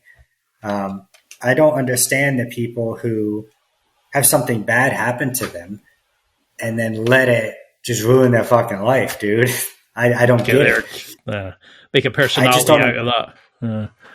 Exactly. Like the whole victim mentality, I just don't get it. I understand even I had moments where I just want to vent versus have my problem solved. But that's what my wife's for. I'm not going to fucking talk to you about it. That's not your place. No. I always say that to people what's it the saying? I'd rather listen to you moan than go to your funeral. And yeah, exactly. People don't want to talk anymore about their problems, which is frustrating. But at the same time, if you're going to talk about your problems, be willing to help solve them. There has to be that middle ground. You can't just complain forever. But I also don't want you to go fucking off yourself. Like, don't get me wrong. There's a middle ground there that needs to be explored a little more often than not. Mm-hmm. So what other ways, because originally when I had this question, it was, what's mental frameworks and habits do you use to kind of to view life, that makes you and you can view that kind of like at this kind of level. But that's probably overcomplicating it. After now I need to get to the simplification of it. No, it's okay. I'm pretty good at breaking it down. What makes you then? Do you have things like that you will only stand for this, and this? Do you have a viewpoint where this is the most important thing, or I need more of this to survive? Is there things that the non-negotiables in your life? There is no absolutes for the most part, I don't think. Let me think here. Generally speaking, I try to be balanced in as many things as possible without hurting anyone else. If for example, I might have an opportunity to go overseas and teach at the end of November, but that's Thanksgiving and my wife wants family time. So I have to balance those things. But I also believe you should make yourself happy, but not at the expense of your wife, for example. Like I would never do anything to make myself happy if it hurt my wife. But at the same time, she would never stop me from being happy because then she's my wife. It's just how it is. And that's a thing people don't do is balance their life. Pick a person, and I think it doesn't matter who. Well, it does, but it doesn't have to be a wife per se. It could be a friend. I don't know. I've always picked my person and made them the center of my universe because she really is the center of my universe. She is the reason I can do what I do. I get to stay home. I get to take care of all these people on the internet and teach them and help everybody. But that's probably the only thing that you have to pick somebody. I know I'm getting off topic. I'm trying to think of how I would word this. I wasn't prepared for that one. I'm sorry. No. Well, I mean, how would we find that? Like, because you seem to have a lot from the relationship where she lets you be you let her be her, and you kind of find a balance between it that works well for both of you. You let both sides of you out. This might make it easier to understand. When my first wife passed away, I knew I wanted to have a family. I was like, that's important to me. And I was 28, and that's too young to be thinking I'll be alone forever, all things considered, And I know what I want in everything. Like, I know exactly what I want, how to do it. I just have to actually go fucking do it, It's nothing. Everything you could want is already Googleable. You can just Google it and just do the fucking work. And I knew what I wanted in a relationship, and I just didn't deviate. I didn't let other parts of me do the thinking for me. And when I was doing all my dating, I got tired of it because no one was what I wanted. I spent like $10,000 going on dates in a month, dude. It was absurd. And I tried to accelerate the process, and which you can do with money, obviously, if you go on a lot of dates and meet a lot of people, you can accelerate it. And I realized everyone's pretty much the same. They're all at my age group are very similar. There's nothing wrong with that. It just wasn't for me. And then I met her, and I knew we went bowling and just talked for like 6 hours. I was like, yep, that's the one. I knew that day. I told her that night. I was like, yep, we're going to get married now. And what did you say? Married.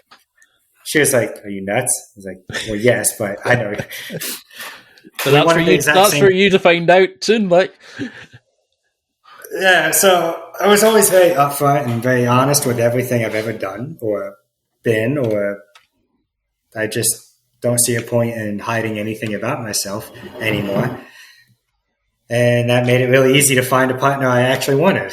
When you're completely honest and know exactly what you want, they can decide if you are what they want and the other way around. And that's how I took that concept with everything. Jiu-Jitsu is exactly what I want. I know exactly what I get out of it. I know exactly what my goals are. But yes, my goals changed throughout time. I used to want to be a world champion, and I realized I wasn't that good. So I was like, those who can't do, teach. And then I was like, wait. I can't just be a teacher because then I'll look like a pussy online. So I need to actually be able to so I competed, and so I tried to balance both. I competed, I taught, and I was a student. I tried to do all three. I'd rather be in the top 90% than the top 1%, I'd rather be in the top 10%, sorry. I'd rather be that top 10% in as many things as possible, like lifting, fitness, every major position in jiu-jitsu, than be that 1% because it's not worth it to me to put all that effort into one thing when I could be really good at lots of things by just being conceptual and applying it to all over the place. So then what is success to you? Like, that you've got the wife, you've got the family, now that, you've got the YouTube, you've got a lot of great friends through the thing. I'm sure you've made a lot of fun. What is it for you now? I have no idea, because there's always something in me that wants to keep trying to do more. I heard another podcast, and they're like, you have all these little avenues, side hustles, things you do. And I used to be really poor and had nothing. And now I have everything I could possibly want and still have nothing because I just don't want anything. So I don't know why I do what I do often. Like, I don't have the best answer for you, unfortunately. I just can't help but keep moving, keep trying to better myself. I guess the biggest thing you would say is I try to better people around me a lot more. I'm a little less selfish, for sure.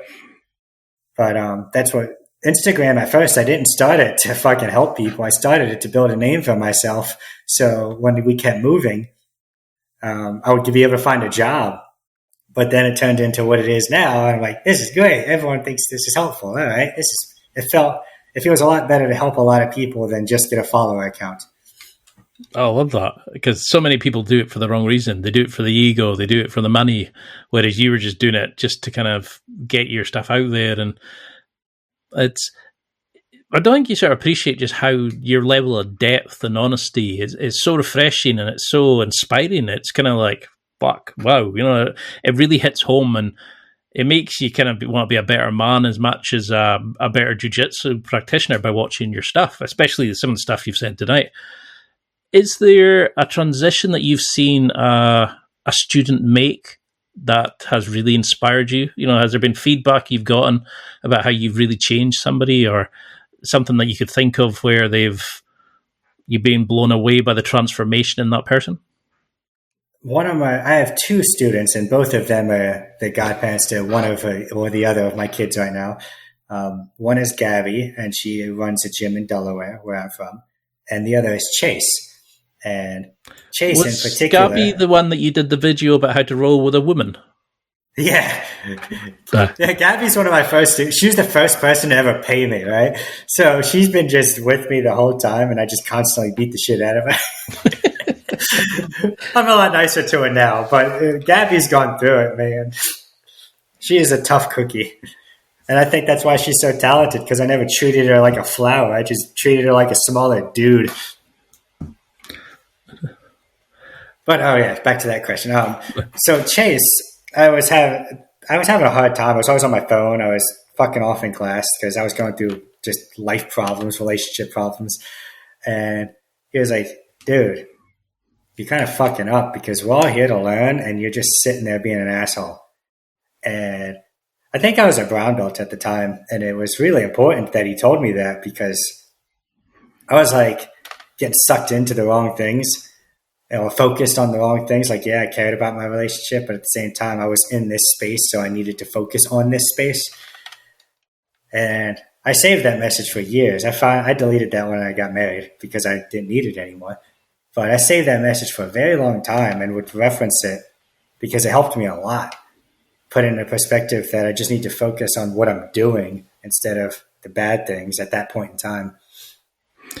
And Chase, sorry. I was going to say, was that how you don't read, you don't do visualization, meditation stuff? You seem to take a lot of things that other people say and kind of absorb it and utilize the teachings. Is that what happened with Chase? Yeah. So Chase, he went to Catholic boarding school. So he's a smart guy. He has his flaws, just like we all do. I have to tell him to clean his fucking room when he was in the military. Like, we always fuck off. But he, one time we were hanging out with my older son, because he's my older son's godfather. And we dropped him off back to his mom's and we were just hanging out. He's like, dude, I wish my dad did all the shit you guys do together. And that's when I really realized I was making a difference to people, not just in the game. And that was really humbling in a way. Because I never got humbled getting beat up in jiu-jitsu. I expected that to happen. But all the people who tell me they help them in some way that's not jiu-jitsu related is pretty humbling, because I just think I'm some regular dude with a little bit of discipline autism, and that's it. And I don't think I'm special. I just do what I feel like I need to do. I'm not afraid of I'm not afraid to fail. It just is going to happen. Why be afraid of what's going to happen? But that's a beautiful thing to say. I mean, it's so many guys always go, no, they don't want to talk about anything about loneliness, depth, loss. No one wants to think of themselves as not the best. And the fact that you can just say, especially men. No. How do you find that with your guys in your class? How do you see that change in them as you kind of talk to them and work with them and sort of befriend them? I have one of my students who just came back, and I'll leave his name out of it. It's a little personal. He had a lot of issues with women. He was a big playboy. He's 22. He's handsome. And he has some previous life situations happen. And he was gone for a couple of weeks. And I was just like, bro, what the fuck? Where you at? And he's just being an idiot. I'm like, you got to get back here, dude. Because ultimately, the sport is just a vessel. Like my lacrosse coach always said, it's not about lacrosse, it's about life. And all sport is a place to fail in a controlled environment to learn. And I do that with jiu-jitsu. I don't I kind of get sad that it's so sportified, and it's almost a red flag if your instructor kind of tries to help you in life or gives you life advice now. But I tried to balance that too. I don't give anyone advice unless they ask now, or unless they're obviously fucking up something. But I try not to intrude because, again, it's ultimately not my place. But to have people like Chase and Gabby who would seek out it and listen and then apply it the way I applied it or similar, it's really, I don't know how to explain that entirely. It's really helpful. I'm glad I could help them fix certain things in their life through a sport that ultimately doesn't fucking matter. Like, we're just grappling a bunch of dudes. It doesn't matter in the end. I love that concept of sport being an organized way to fail. Give it a chance to fail, to learn to fail, to grow. And, I love that you seem to have grown and developed yourself through helping the others. What was the change that you saw in Gabby? How has she sort of blossomed when you're not beating her up? So Gabby is just quite impressive. She's a full-time nurse. She's a mom. She runs the gym. She owns the gym, runs a gym. She teaches gymnastics. She was a gymnast first. Like, she is quite impressive with all she does and all she has to balance. And I honestly think the biggest thing I helped her with was just trying to balance everything and not take it so seriously, because she puts 100% into everything. And you just physically can't do that when you have that much going on. And it was probably a couple of weeks ago. I was like, take a few weeks of just coasting in jiu-jitsu. Be an eco coach. That's an easy job. Just make them play games and sit on your phone for a couple of days. Like, chill. Because she's the only teacher, so she can't not be there. But you can still benefit your students while relaxing. You don't always have to grow. Sometimes maintaining is good enough. And how did you do that with Gabby? How did you get her to see it for fun and enjoyment? Because I'm notoriously bad at. I stopped beating her up. I would like roll for fun. The last couple of times I go back to Delaware, it's always fun. I don't roll hard when I visit anymore, unless somebody pisses me off. Then I'm like, all right, motherfucker, let's go. But other than that, I try to keep it a little more fun and always serious when it needs to be. Like, I find people learn life lessons faster in a laughing environment versus a serious one. So what do you want from this then? Like, if you were on your deathbed now, what would you want people to say about you now that when you look back at jiu-jitsu, when you look back at your life? Because you've done amazing things. You're helping so many people. But I would want people to just realize, no matter how I come across, the goal in the end was the same, just to help people. Because even when I was a blue belt, being kind of a jerk, all I ever did was teach and help people the best I knew how at the time. And I am still not liked in my home state because of just the way I came across. And I've come to terms with that. It took a while. Because some people, first impressions last a lifetime, and I had to understand that. But it is what it is. Just that the goal was always the same.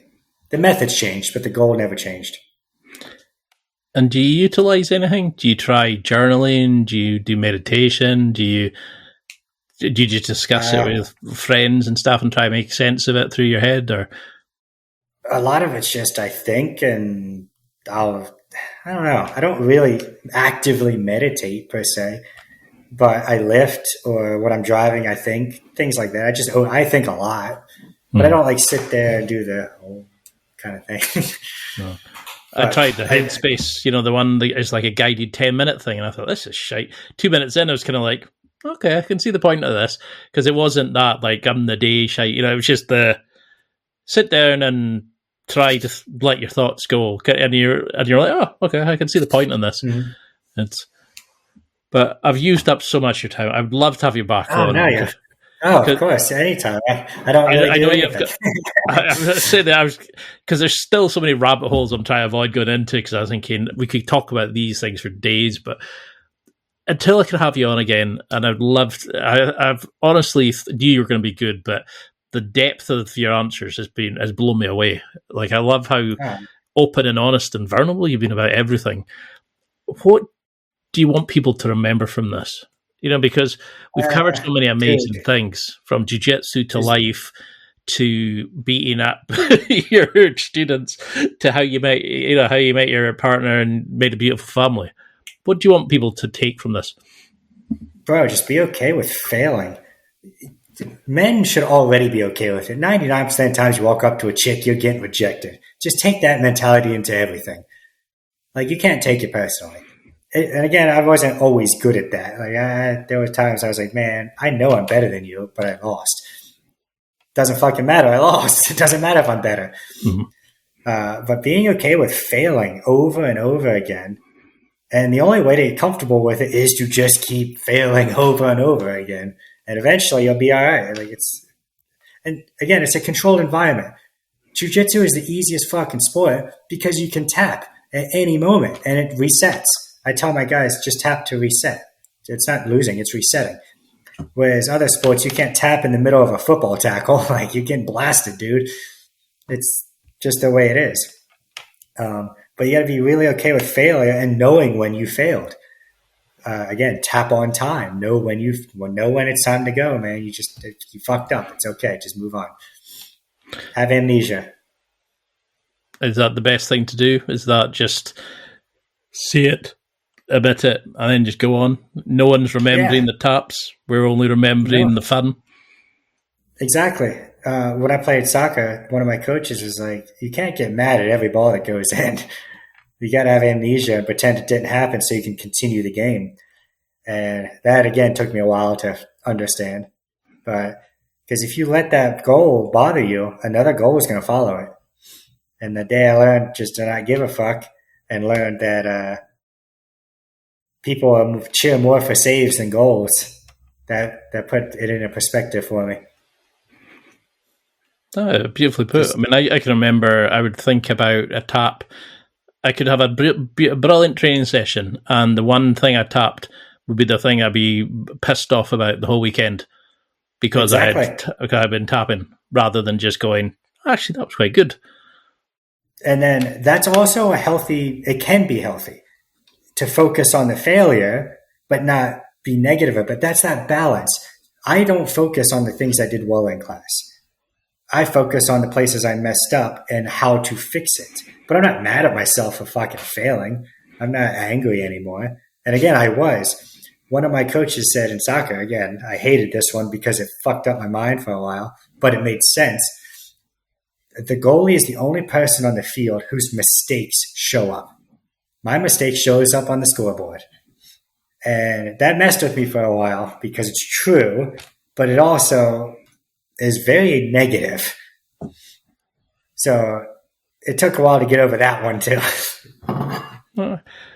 I love that approach you have of kind of, okay, it affected me, but I don't let it beat me. I then learn from it. I take what's a good part of it, and then I use that to grow.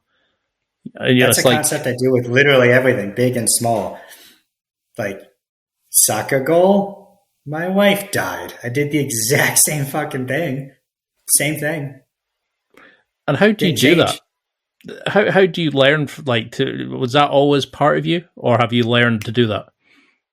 It was always part of me since high school. So I don't really remember before that because I had awesome high school lacrosse and soccer coaches who mentored me a lot because I fucking needed it. I was, again, very explosive and angry all the time. And since then, I just, again, internalized it and tried to make that who I was. And so nothing really bothers me. Like, I've had somebody rob my car. I'm like, fuck, I should have locked my door, I guess. Like, yeah, well, everything's within your own control when it's in your head. Your own emotions you control. And do you think that they were the father figure that you needed at that point, and you're doing the same now to the future generation of jiu-jitsu people? I'm trying, but yeah, for sure. My dad, the older I get, the more I realize I am a lot like that guy. He was very meticulous. He's very organized. He's very systematic. He's really good at, if he can see it, he can do it. With engines, he likes dirt bikes, cars, that kind of thing. I don't know anything about those, but he was very good at that. And the older I get, the more I realize I'm the same way. I just took a different path. No, you're doing amazing. And the fact that you've found a route to who you wanted to be, you've achieved the things, and it's fucking inspiring, man. I don't think you're giving yourself enough credit for the amazing transformation you've done, but you're also now giving that back, and you're making jiu-jitsu fun again, I try. Which is bloody hard. Like, jiu-jitsu is fun. Even the bad parts are hilarious. Like getting muffled to tap is hilarious. Whether you're doing it or getting it done to you, either way, it's just the funniest fucking thing to me. Like, you suck bad enough, you got muffled. I think what was the one when was it mother's milk? When you basically just rub your tits in their face and you're kind of like, can we do this?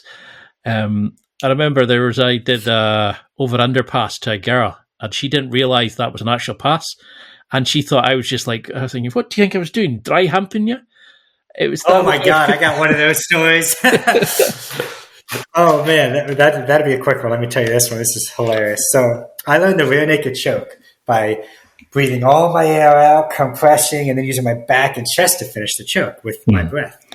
So I was grappling this pretty Brazilian chick, and I breathed all my air out, got her back in, breathe in, and choked the fuck out of her, right? And I get a message from her, and she's like, "Why were you sniffing my hair?" And I'm like, "Oh God, no! I promise I was just doing the choke. No, I'm not creepy. I promise. I'm not creepy yet. I promise. I'm not old enough to be creepy. I don't think.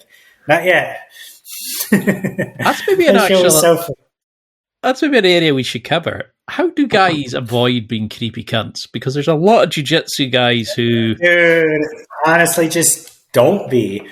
Like, there's a stupid trope, but it's also true. It's only creepy if you're ugly. Like, I know that that's a thing, too, and it's unfortunate for some gentlemen who are just different looking. But don't make it more than it is. Like, if you accidentally grab a tit, say, "Oops, sorry," move on. Don't make it a big deal either direction. Don't be nonchalant like you don't care, but also don't over-apologize 7,000 times. Just move on. Like, if you look at Gabby, she's pretty. It's grappling. It is what it is. I'm going to grab her. I'm going to choke her. She wears fucking short shorts. What do you expect me to not touch her legs in grappling? It just is what it is. Just don't make it more than it is. And usually the 115-pound girl is the one that kicks your arse the whole way through the round. They're the only ones who kick you in the dick too, because they don't have one. I remember, man, Gabby's hit me in the dick so many times. I'm like, motherfucker. I trained with a girl, and she came to me after the round and said, "Oh, that guy's creepy as fuck." And I was like, "What do you mean?" And I have a younger sister, so I'm used to getting told I'm a cunt and all this to my face, and she's not shy, But this girl, and I've always learned to treat people the way you want to be treated. And this girl came to me, and she was saying about this guy who had felt her up. Basically, she said the first time I let it go because it was a roll. Second time, okay, and she said by the third time, I'm thinking you're doing this deliberately. And I just thought, really? Is this what you're going to do? Go to a sport to feel up people that, it's like people who buy OnlyFans rather than learn to speak to women. Oh, dude, yeah. I don't get it. I don't understand. But it's ultimately a contact sport, and it may be a male-dominated sport, and I love that there are women joining it. It's very awesome. But they also have to understand that this is a contact sport. Your tits and ass are going to get touched. It just is what it is. You can't take it personally. I pay good money for mine to get touched. Exactly. That's why all these middle-aged dudes are doing it. They're lonely. This is the new form of IPA, man. Instead of joining a beer IPA club, they start jiu-jitsu. I've had some of the worst injuries from jiu-jitsu. Like girls knee me in the throat, in the back of the head. They're like, "Yeah, women are ferocious. Women are ferocious, man. They think they can't hurt us, but at the same time, they are smaller, weaker individuals. So I wish they would learn teach themselves that, because the first class I got, I had a girl growling at me because she couldn't get my arm free for an armbar, and I was kind of like, "Oh, so we're in this part of women, are we now?" You can't have your cake and eat it too. You really can't. She was actually growling, and I was just like, "This is strange." I don't know. I treat women like smaller guys. That's all I do. I don't treat them any differently because it's a lose-lose. If I treat you like a girl or the typical girliness and gentle, you think I'm patronizing you. And if I'm too hard, you think I'm an asshole. So I just roll with everyone the fucking same. I don't care if you're a girl. I don't care if you're 110 pounds or 185 pounds, whatever you are. I'm going to beat you up the same way I beat up the skinny white dude over there. I don't care. Now, I don't usually use knee on chest with women because that's just not nice. But I do that to dudes all the time. So that's probably the one exception I'll make is like I try not to put pressure on their chest, and that's about it. Everything else is fair game. No, that sounds a good way to do it. And is there any like accessories you think we should all have?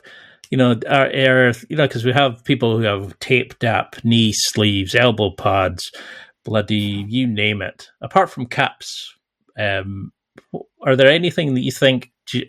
Any good supplements? Any accessories we should all have? If you don't need it, no. I don't. I believe a braced knee is a weak knee. You shouldn't wear braces, tape on your fingers, nothing unless you need to use it.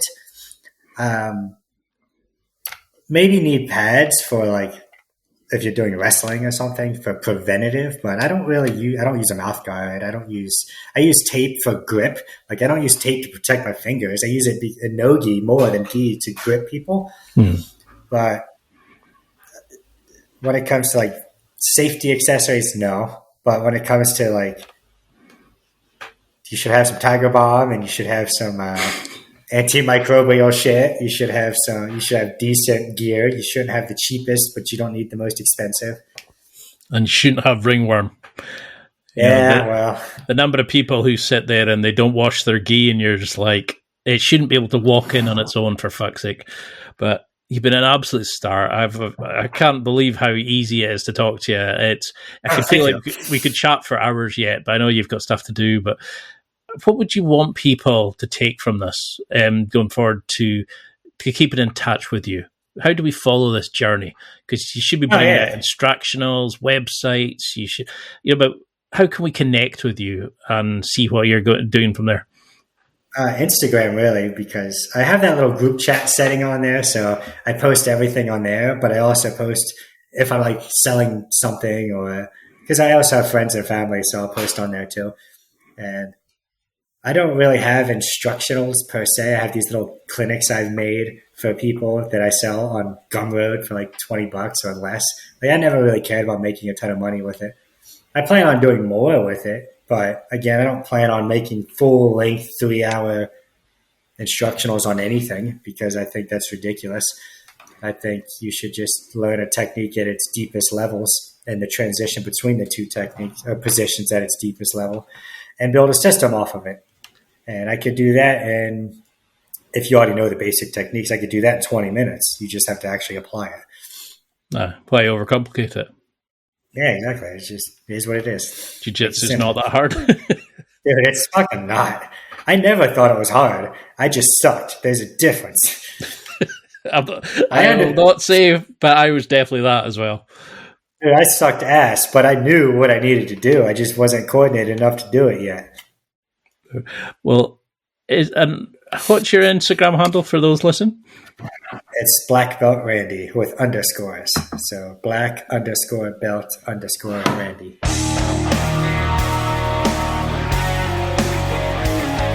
Well, that's it for another week.